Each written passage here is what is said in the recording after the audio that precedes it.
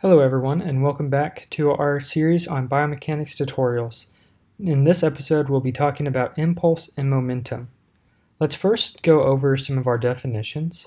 Momentum is the quantity of motion of a moving body measured as a product of its mass and velocity, while impulse is the force acting on an object for a duration of time, also considered the change in momentum.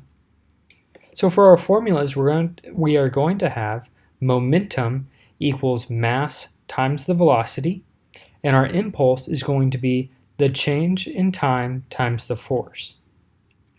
Let's go ahead and dive into our first problem. Compute the momentum of a 90 kilogram wide receiver with a velocity of 9.9 meters per second. Compute the impulse required to stop the wide receiver.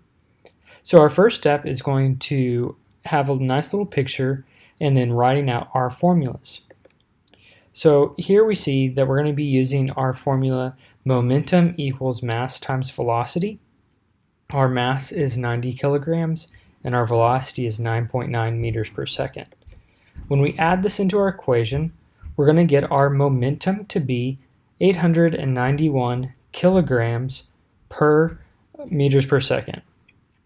So for our impulse, we are actually going to have the same impulse as our momentum because we are wanting to stop the wide receiver. So in our laws of motion, we have to have that same force to have an object come to rest. So our impulse is actually going to be 891 newtons seconds. For our next question, we have a 78 kilogram runner with an initial horizontal velocity of 5.6 meters per second.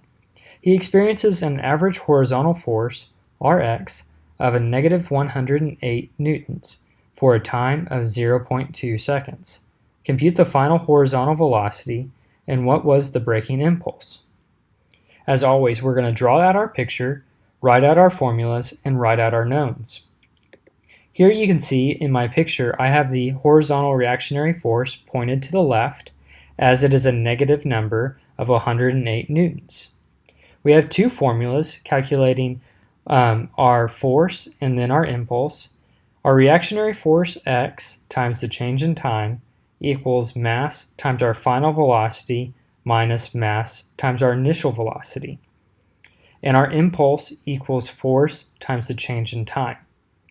We have a mass equals 78 kilograms and our initial velocity of 5.6 meters per second, and our horizontal reactionary force of negative 108 newtons for a time of 0.2 seconds.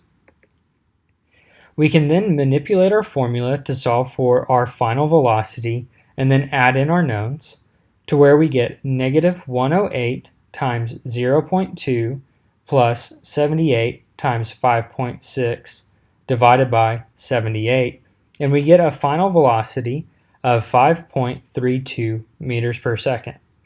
Now we can calculate impulse, where we have a negative 108 times 0.2 seconds, and our final braking impulse is 21.6 Newton seconds. Thank you for watching, and stay tuned for more tutorials on biomechanics.